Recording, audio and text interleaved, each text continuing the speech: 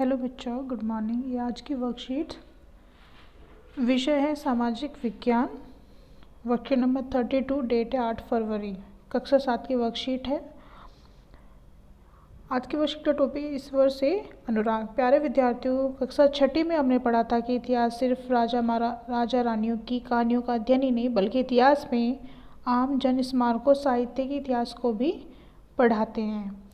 तो आज इस अध्याय में हम पढ़ना शुरू करने वाले हैं कि वह इतिहास जिसमें भक्ति काल के नाम से जाना जाता है।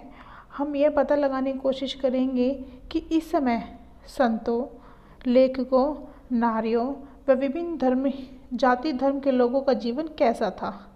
विभिन्न दर्शन और जीवन पद्धति के विषय में भी उनका क्या नज़रिया था। तो 7वीं से लेकर 9वीं शताब्दी के बीच कुछ नए धार्मिक आंदोलन का प्रादुर्भाव हुआ, यानी कुछ नए जो आंदोलन थे स्टार्ट हुए। इन आंदोलन का नेतृत्व नैनारों शैव संतों, यानी कि जो संत भगवान शिव की पूजा करते थे उनको बोला जाता नैनारों, और अलवर होते थे जो विष्णु भगवान की पूजा करते थे, वैष्णव संत उनको बोला जाता था। उन्होंने स्टार्ट किया। ये संत सभी जातियों के थे। ये किसी भी जाति के लोग अगर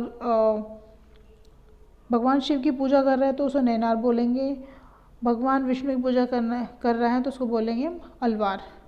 तो वो किसी भी जाति से हो सकते थे। ये शिव विष्णु के प्रति सच्चे प्रेम को मुक्ति का मार्ग बताते थे। उन्होंने संगम साहित्य, यानी कि जो तमिल साहित्य, पुराना जो तमिल साहित्य उसको बोलते थे संगम साहित्य, उसको कहते हैं। प्राचीनतम उदाहरण और सामान्य सन यानी ईश्वर सन की प्रारंभिक शताब्दियों में रचित, यानी ईसा मसीह के जन्म के ठीक बाद में समाहित प्यार और शूरवीरता के आदर्शों को अपनाकर भक्ति के मूल्यों में समावेश किया। नैनार अलवर घुमक्कड़ साधु संत थे। ये जो संत थे काफ़ी घुमक्कड़ थे, एक जगह से दूसरी जगह पे जाते रहते थे, और ये जिस किसी स्थान या गांव का ये स्थान पर जाते थे वहाँ के स्थानीय देवी देवताओं की प्रशंसा में सुंदर कविताएं रचकर उन्हें संगीतबद्ध किया करते थे।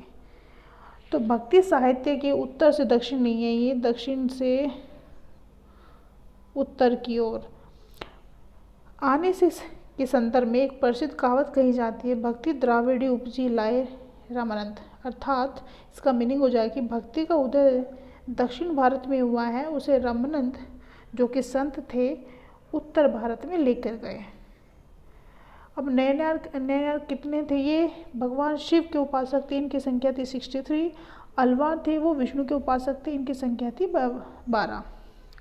गतिविधि में देख लेते। पाठ्य पुस्तक में हमारे अतीत 2 में दी गई मणिक कवि सागर की रचना का अध्ययन करें और एवं बताएं कि इनमें कवि ने भगवान के साथ अपने संबंध को कैसा वर्णन किया। तो इसमें आप लिख देंगे उत्तर कि कवि ने भगवान के साथ भक्ति और प्यार का संबंध बताया है।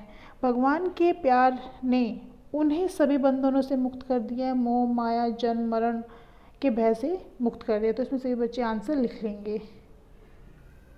अभी हमें 2 क्वेश्चन हो रहे हैं, ये भी वो देख लेते हैं। इसमें हमें सही गलत बताना है। भक्ति का उदय दक्षिण भारत में हो, यस बिल्कुल सही बात है, ये बिल्कुल सही है। नैनार की संख्या 12 थी। यहाँ पे देखते हैं नैनार की संख्या कितनी थी। यहाँ पे क्या लिखा हुआ है 63। तो नैनार की संख्या 63 तो इसलिए ये जो वाला जो सेंटेंस है ये हो जाता है गलत। अलवार भगवान विष्णु के भक्त थे, यस अलवार भगवान विष्णु के उपासक थे, ये भी बिल्कुल सही है, ये भी सही है। ये ट्रू है, ये फॉल्स है, ये भी ट्रू है। तो ऐसे सभी बच्चे वर्कशीट कंप्लीट करके भेज देंगे। Thank you.